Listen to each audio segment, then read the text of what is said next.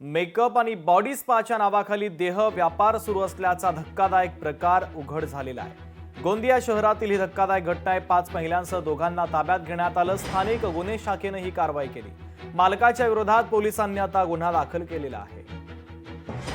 राष्ट्रीय ती माहिती व्हेरीफाय करून तिथे पंटर वगैरे पाठवून ती माहिती खरी असल्याची दिसल्यानंतर तिथे कारवाई केलेली आहे। तर या कारवाईमध्ये एकूण तिथून 5 महिलांना आपण तिथून रेस्क्यू केलेलं आहे आणि ते मसाज आणि स्पा सेंटर चालवणारे जे 2 आरोपी होते त्यांना आपण पीटा ॲक्ट खाली कारवाई करून त्यांना अटक केलेली आहे।